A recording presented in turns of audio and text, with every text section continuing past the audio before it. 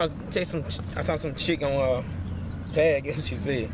She said we need to get back to our culture. I said, what culture is that? She said black. I said, what the hell? I said, so what? I ain't know black had a culture. Yeah. She said, oh, for real? I said, no, I ain't know that. And I told her, I said, man, I said, we're not black, we different shades of brown anyway. She said, oh, our people is just in la la land, man. All right. Black and brown. I guess they can't even see. They can't even see colors. I guess I don't fucking know. I don't know. Man, you got. I'm gonna finish this in Isaiah, but I'm gonna get a quick precept of what you said. This Isaiah 1:3. It said, "The ox knows his owner, and the ass his master's crib, but Israel doeth not know. My people do not consider." Come, Israel don't even consider, man. Israel don't try. They don't try to look up anything. They just go with the white man say. Cause you got all the other nations fighting to be Israel, fighting to be a part of the promise, all type of way. Yeah. You got the so-called white man. He trying to fabricate his own kingdom. All right, make himself be the people, trying to eradicate the true Israelites, the so-called Negroes, Latinos, and Native Americans, trying to eradicate them so he can get the promise. You got Ishmael and Elam over there trying to keep our heritage and our laws. All right, trying to live our heritage till they get a part of the promise. All right, but you got the so-called Negro, Latino, and Native American over here just chilling. They born royalty, man, but they just over here chilling, man. You know, taking on that Native American culture, taking on that Mexican culture, taking on this black culture, the BET culture, man. You know, and they royalty, man. So that's what we out here to tell our people, man. Shine that light, man. You know, you were born royalty, man. Yeah. You know. You know, we been beat down so bad, you know, we don't think like that, though. This is a little quick. It's like the way you just said, Isaiah 44:18. They have not known nor understood, for he have shut their eyes. Come on. Most have blinded them, basically. Man, Israel, 2/3 ain't gonna get it, man. That they cannot see. Come on, man. Like I said, he blinded them. Yep. Their hearts that they can't understand, and they, you know, your heart go back to your man when you go back to the scripture. So they just can't get it. Come on, they just ain't gonna get it. They gonna get it when the missiles hit their ass. Yep. They gonna feel it. This is Isaiah 3:5. It said, "The people shall be oppressed, everyone by another, and everyone by his neighbor. The child shall behave himself proudly against the ancient, and the base against the honorable." And that's what you got now, man. That's why you got our kids in our nation. They don't listen to just they elderly. You know, as far as the older people of our nation, man. But this part of the curses, man. This prove who the Israelites are, man. You know, when you see the first thing our people think when you talk about the God's people, oh, this God's chosen people. So naturally you would think, okay, they gonna act this type of way. They gonna be acting royal. They gonna be good to one another. No, man, when the Lord take the curse off us, that's gonna happen. But right now the Lord got that curse on us, man. You know, to know, but that's the main way of knowing who the people of the Lord are, man. That's it, Nehemiah 9:6. But they and our fathers dealt proudly and hearkened their necks and hearkened not to thy commandments. Verse 17. And refused to obey, neither were mindful of thy wonders that thou didst among them, but hearkened their necks, and in their rebellion appointed a captain to return to their bondage. But thou art a power ready to pardon, gracious and merciful, slow to anger, and of great kindness, and forsookest them not. Verse 18. Yea, when they had made them a molten calf, and said, This is thy power that brought thee up out of Egypt, and had wrought great provocations, yet thou and thy manifold mercies forsookest them not in the wilderness. The pillar of the cloud departed not from them by day to lead them in the way, neither the pillar of fire by night to show them light, and the way wherein they should go. That's the point. Verse 20. Thou gavest also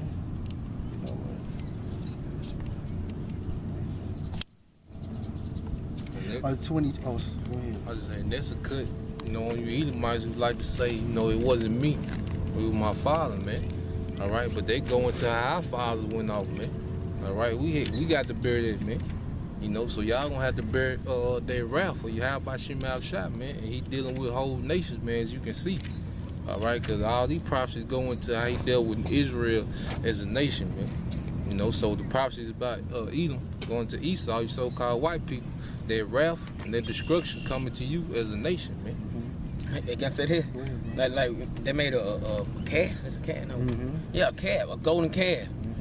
And all the stuff Yahweh shot done for them niggas go make a calf to worship. The damn calf, help them out of there. The damn calf can't even move. That's why you call them dumb idols. Yeah. You know? Verse 26, nevertheless they were disobedient and rebelled against thee, and cast thy law behind their backs, and slew thy prophets, which testified against them to turn them to thee, and they wrought great provocations. See, man, the prophet's trying to tell them not to do this, not to do that. But Israel just, man, Israel got hard in fucking heads, man. And that's why Jeremiah cursed them. Because Guns. at first he was trying to, you know, do good to them, but when he found out, hell, they wanted to kill him, he put a curse on them, man. Cause Israel hate being told what to do. And they tell them that you do this, you're gonna be blessed. Our people gonna do what the fuck they wanna do, when they wanna do it, man. And that's why the Lord gonna destroy their ass, man. Glad you said it, but this the point. 27, therefore thou deliverest them into the hand of their enemies who vexed them, and in the time of their trouble, when they cried out unto thee, thou heardest them from heaven, and according to thy manifold mercies, thou gavest them saviors who saved them out of the hand of their enemies. And how we come to America? Came over here on ships because we went off. And our people gotta get back, gotta get out saying why. Go read the scripture, it'll tell you why. Israel like your cousin that can't stay out of jail, man. Yeah. So he get out for a little minute, Going back. probably get a job for about a month or two. Then after a while, he got a ball again. Yeah. He back to doing his thing. He back in there, man. That's how we is as a nation, man. You read Judges, man. You know, you read Judges, you be mad like, God damn, what the hell? Y'all just got out. You know, and you right back under somebody else, man. You know, as a nation, that's how we being, man. That's our history. We got a history of being rebellious, man. So now that we got the truth, all right, now that we got the unction to be righteous to the best of our ability, follow these laws, statutes, and commandments, man. That's why it's important to not take this for granted, man. You know, and also this is a good time we're living in, because out of all those captivities, this the last one, man. You know, so this word should be going out hard, 10 times as hard, man. This is our last captivity. We finna be out of here. We ain't got to worry about this. How about Shemal Shotgun program us to be righteous, man? But he had to put us through that fire to purify us, man. And they go all the way back from the garden until now, man. He been purifying his people, man. You know, and the elect gonna have their first dominion. You know, the elect of Israel, 144 and they're 1/3. And then the rest of our nation come in through us, man. But all this was a process for their promise that was given to Abraham to purify us, so we'll be ready to rule the kingdom in righteousness, and we'll have a perfect balance, man. It's like somebody who move up in the company. If he move up from being a janitor all the way to CEO, all right, and working in every position on the way there, all right, he know the company in and out, man. You know, so that's how it is with the Lord, man. When you how about Shemal Shah, he put us on the bottom, and he brought us through the ranks, and now we getting ready to get into our rulership, man. Because it's gonna be so much better. Gone. I got stiff neck in the free dictionary. It says stubborn and arrogant. It goes into bullheaded, hard-headed, headstrong, willful to do, you know what I'm saying, wickedness and stuff like that. That YOLO shit. That's one of they new shits they get. YOLO. Right, cause you got a stiff neck, that shit, that shit stiff, that shit hard to turn, shit hurt, man, you know what I'm saying? Yeah. You got a stiff neck, you know, hold straight, man. You want to, going to the same. And Israel that way, man. Right. Oh, yeah. Hey, we used to be that, man, but through the grace of Yahweh Shem Shai, we acknowledge our offense, man. And now, you know, like the brother was saying, trying to please the Lord to the best of our ability, man. You know? Like this Micah 7:18, who is a power like unto thee, that pardoneth iniquity, and passeth by the transgression of the remnant of his heritage. He retaineth not his anger forever, because he delighted in mercy. He would. That's their remnant going to their elect, man. He gonna pardon their remnant. All right, we're gonna be found perfect in the eyes of Yahweh Shem Shai, man. The scriptures say the sins of Israel and the sins of Judah gonna be sought for, and they're not gonna be found, man. Going into their remnant, man. So that's why David was continuing to praise him, man, because David understood that, man, because David knew he did some worthy to death like we all did, man. But Yahweh Shem Shai had mercy on David, man. You know, so that's why we need those sure mercies of David. Yeah, and that word pardon, it goes like to release a person from punishment or something. So it lets you know the 12 tribes right now, Americans, they captivity, and that's their prison house. And that's why, and that's why I want to say Isaiah 42nd chapter, it says about the prison houses. Yeah. Like wherever the so-called Negroes, Latinos, Native Americans are, they in prison house. So America is a spiritual prison house for the nation of Israel.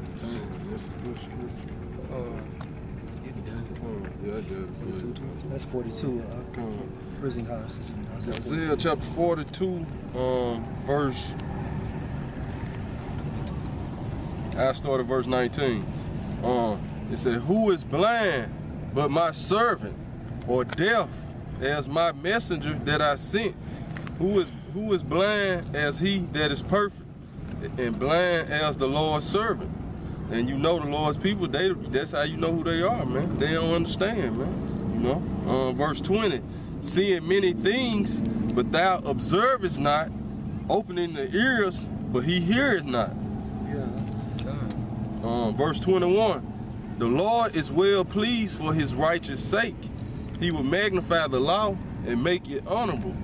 But this is a people robbed and spoiled. They are all of them snared in holes. They are hid in prison houses. They are for a prey, and none delivereth, for a spoil, and none saith restore." Like the brother, if I can just add, like the brother saying, man, everywhere the nation of Israel is, they're captive, man. Whether it's the DR, Puerto Rico, America, you know, you're in a prison house. And so no matter how, what they call it, how much that leader have of charisma, he's not going to be able to redeem you, man, because you're spiritually enslaved, so therefore you're going to need a spiritual savior, man. Can I say this? Because Esau run the whole world. So, like the brother said, that you might be in the DR, saying they made me think they free, but reality not, because the Esau run the whole world. That's why I said they all snared in holes. Esau run, he got y'all too, man. Yeah. You know, hey, and it's proof when the Spanish came over on the conquest, they took y'all down. Y'all got took down.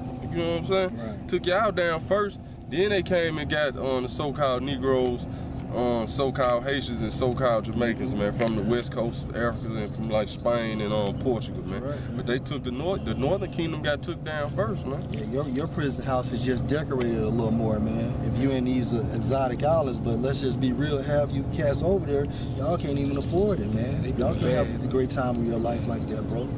Even the one, even the ones our people that they got like a little bit of money on this side, you know. They still in a prison house because you still got to answer to Esau. You still gonna write that check at the end of the day. It's that hole they snared in. God. You gotta abide by his rules, you know. Yeah, the snare, like going to those different religions, man. That's a snare unto our people. All right, because North America, the so-called Negroes, they're plantation Christian. All right, northern tribes, all into the Catholic.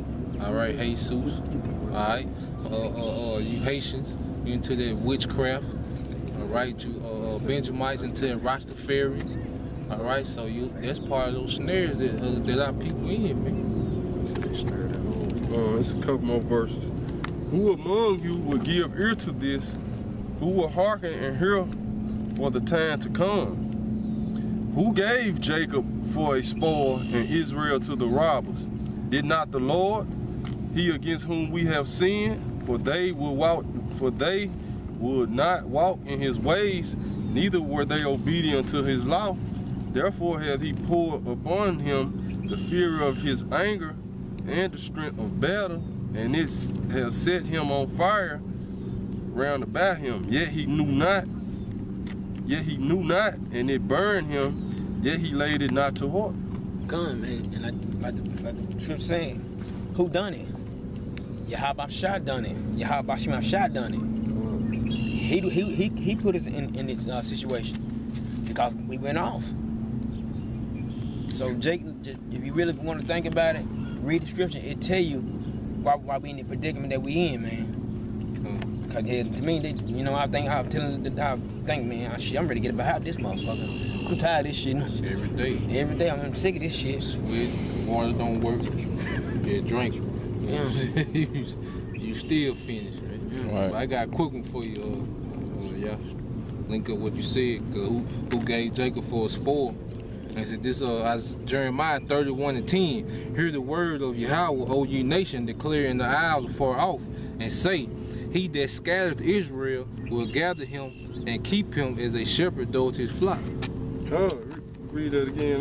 This Jeremiah 31:10 said, hear the word of Yahweh, O ye nations, and declare in the isles afar off, and say, he that scattered Israel will gather him and right, keep. So we reading while we in this situation, man. But the Lord also let us know he gonna bring us out of this situation, man. But the brother lesson going into why are our people in a predicament they in, man? You know. So like, and going back through the whole scriptures, the Lord ain't never leave us down and out and stuck, man. He always delivered us out of each captivity, man. You know. But that proved who the Israelites are, man. You know. And it said, will gather him and keep him as a shepherd doth his flock. Right, so in the end, man, it's starting with the elect. The Lord gonna gather us, man, as a shepherd gather his flock, man. But they're starting with the 144,000 in the elect, man. But eventually, the whole nation gonna be saved, man. You know, just 2/3 gonna have to die on this side, man. You know, they're gonna have to die horrible deaths, man. That's the way they gonna be purged through, man. You know. 11 said, for Yahweh have redeemed Jacob and ransomed him from the hand of him that was stronger than he.